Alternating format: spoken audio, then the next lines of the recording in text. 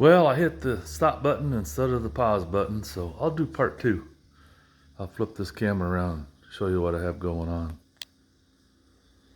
So, I'm done working on the snowblower for now till I get the part. I flipped it back down so I don't have too much oil. Looks like I did lose a little bit. Dumping oil and gas out. Anyway, over to the transmission. As you can see, there's the gear. That gear is made out of brass, and it goes into this gear, which is made out of metal, and the two do not mix. They should have made them both out of metal, I would think, so they would wear at the same time. Have a shear pin so it could shear off. And I haven't got it apart far enough to see why this just spins anyway. Maybe there's something pin under there or something that broke. I don't know.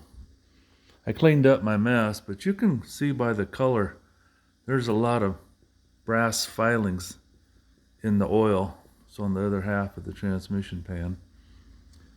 And it looks like they just put a bunch of sealant all the way around here and then squeeze the two halves together, because there were some, well, you can see some of the stuff sticking there, but there was globs on the inside. There's still a little bit there.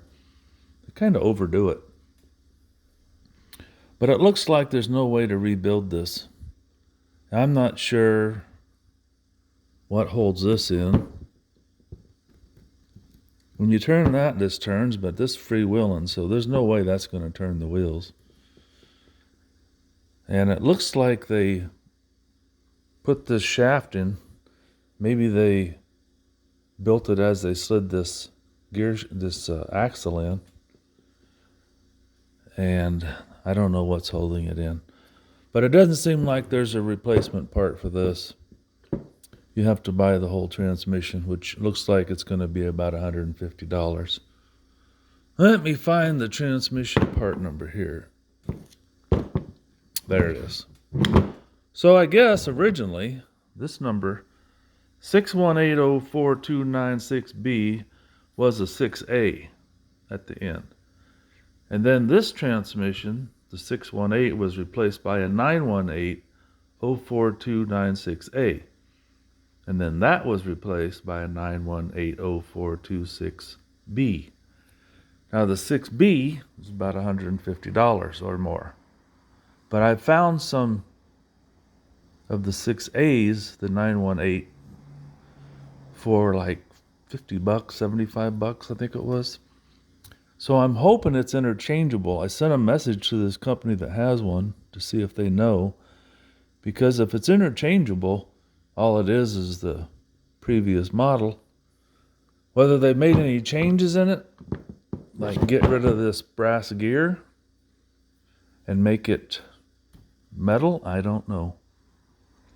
It would be nice if they just made this so you could pull the shaft out, slip on a new brass gear for $10, $15 and put it back together and fix it. But it doesn't look like that's the case. And this looks like, this piece and this piece looks like it's made that way with connected to this piece. I don't see any seams around here, but I'm going to try to clean it a little bit more. See if there's any chance that this part slips into this part. And then maybe I can get it cut out of there with the razor blade on both sides, pop it out of there, take this apart, and somehow try to replace that gear. Because that would sure be a lot cheaper. As far as getting these halves apart, there's a couple nuts you have to take off. The bigger one was the hardest one. It was just stuck on really good. And then there's supposed to be 8 of these screws, but somebody must have worked on it before because I only had 6 in mine. And there's the 6th one. There's a little spring you take off. The whole thing's not bad to get off. And when you take it off of the... Here, let me flip this back up. Hang on. You don't have to take the wheels off, as you can see. You take the cotter pins off the outside of the axle that goes through here, and then you can slip it over far enough one way, and I got a screwdriver in the top of this hole, pop the axle out. Once you take the belt off of the pulley, you'll notice in the other video there was a spring here, and there's enough, you can just pick it up with your hand. Before, when the belt's on there, this is really tight. Once you take the belt off, this is really loose. You can just pop it off of there. You can get the whole transmission out of there. It's pretty easy to replace. It's just I don't want to spend $150 to do it, because then my $50 snowblower, instead of fixing it for $10 or $15 like I was hoping, it's going to be over $200 because I still have to replace the cable that goes down to kick in the transmission. Ouch. That's what happens when you have a bad shoulder and you try to use one arm. It came with electric start, which I don't even think the people knew about, because I was asking them about the cord for starting it, and she didn't seem to know anything about it. And it also has an accessory cable here, which is kind of cool.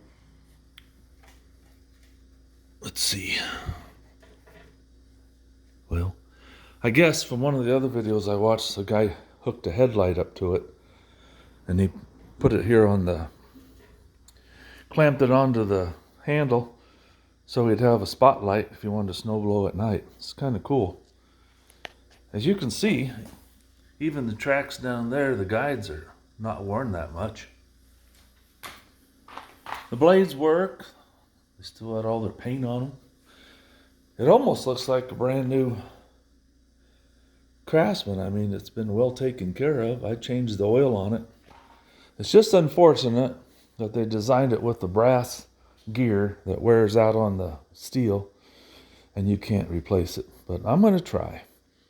Hey, thanks for watching. If you end up with one of these snow blowers, you have one, it seems like they're fairly easy to work on. I watched another video by a guy. I'll just throw this in there. He took this chute off. There's a couple bolts down there, one there, a couple over here. And then he took some mud guard off of a truck, which is about probably a quarter to 5/16 inches thick, cut little strips of it and screwed it on. I guess there's 4 impeller blades in there that throw the snow out, but there's about a 1/2 inch gap. So they always leave a little snow behind. And so he attached those on there so it took up all the space, and I guess it makes the snow, and he makes the snow throw a lot further, a lot better.